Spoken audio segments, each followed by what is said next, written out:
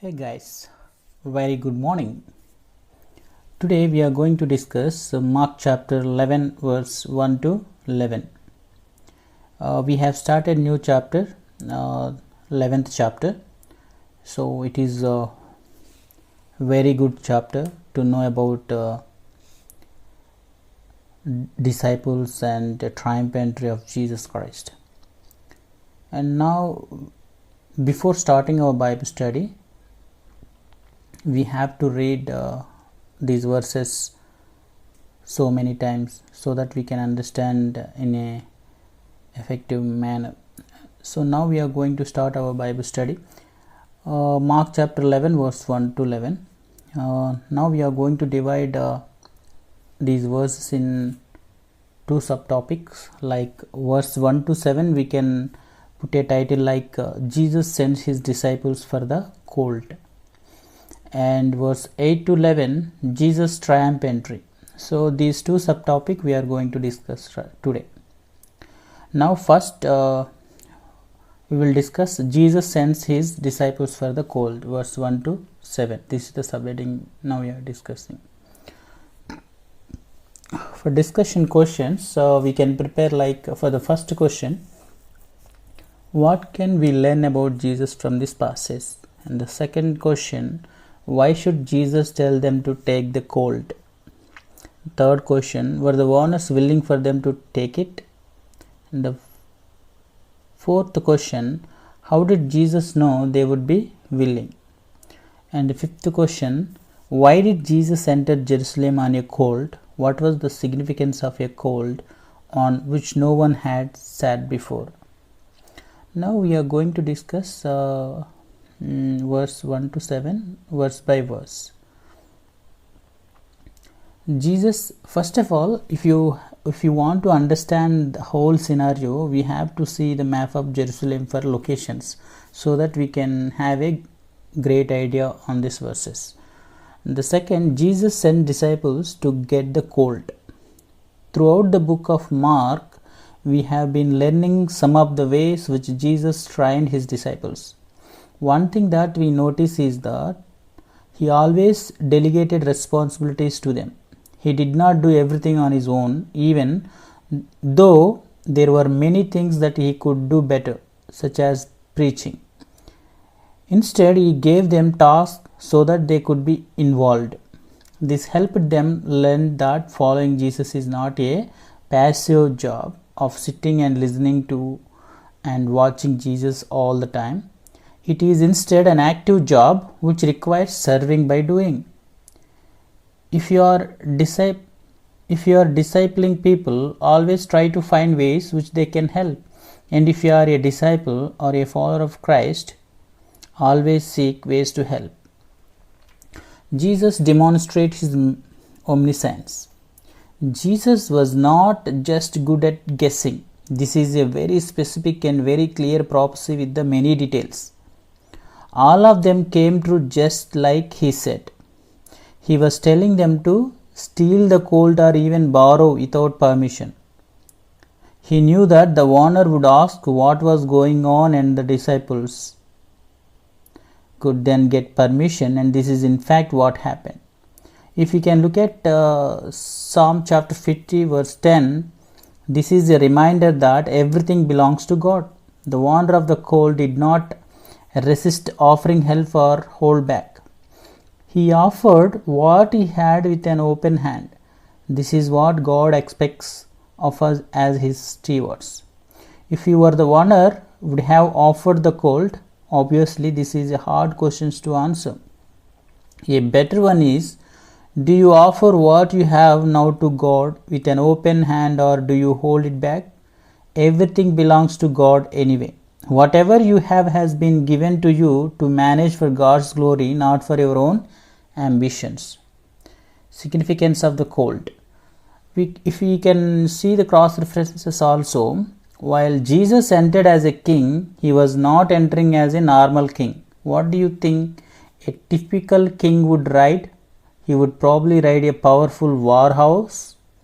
Jesus instead chose to ride on a donkey, hardly the appropriate steed for a conquering king. and yet a donkey portrays meekness and humility. Jesus was not coming to conquer but to offer peace. Even if in this most tram moment we see clearly Jesus' humility. They put their coats on the colt. This was to offer padding since it was an unbroken colt without a saddle. Jesus was clearly good with animals since this unbroken donkey, which are notorious for being stubborn, gave Jesus a ride.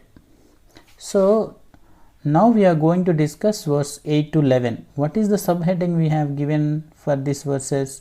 Jesus' triumph entry. Now we are going to discuss verse 8 to 11.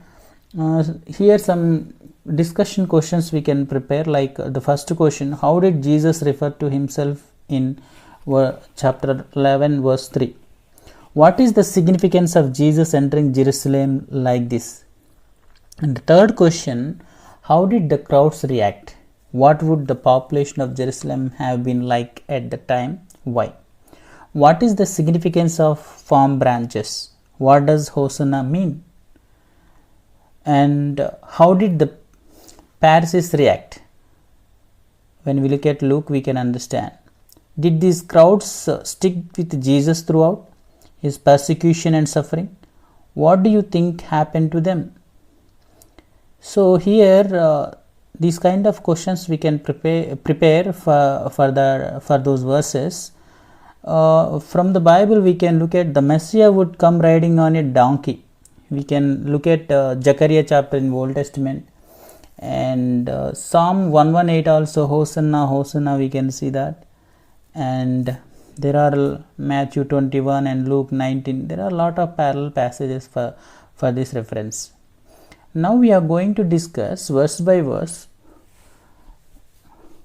A king's welcome. First point. The people spread their coats and leafy branches freshly cut on the road. This is not a typical way to welcome someone. Have you ever been welcomed like this? Didn't think so. People were putting their clothes on the dirt road for a donkey, carrying Jesus to ride over. Why? This was a way to show their respect and submission to Jesus. Their enthusiasm brimmed over as the joy and excitement of the moment infected the crowds spontaneously. Then here, what Hosanna? Hosanna is a Christianized form of the Hebrew word Hosanna. It is a contraction of the words save and please. Hosha and na. It means something like save now or give us help from our oppression. We can look at Psalm 118 verse 25, where the same words are translated, save now. Now we are going to discuss verse 9 to 10. Jesus received a king's welcome. More than that, the people expressed their belief that Jesus could save them and that Jesus coming to Jerusalem was the beginning of the kingdom of David, which they had been waiting for. It seems clear that they believe Jesus is the Messiah and expect that he is coming to Jerusalem to establish his kingdom. This is what they had been waiting centuries for. Now the moment had finally arrived. You can almost feel the excitement ripple in the air. We see that in the other gospel passages on this topic when Jesus said if the people were silent, that the rocks and trees would celebrate. Absolutely, he told that. Everything seems great. Jesus widely popular. The ranks of Jerusalem have been swollen to overflowing because of the Passover. And these people unite in welcoming Jesus as the King of the Jews.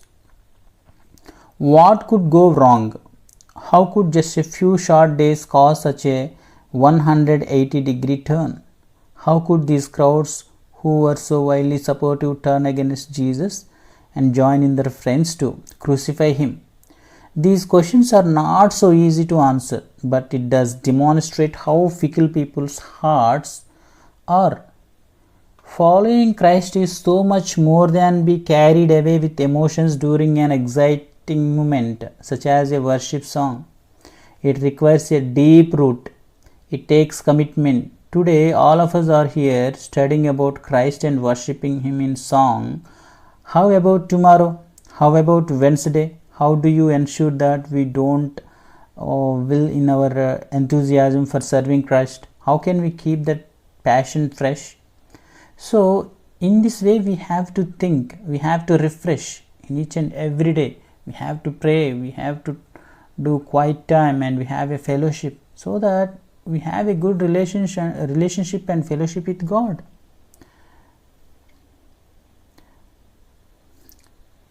So, we will meet in next Bible study. God bless you.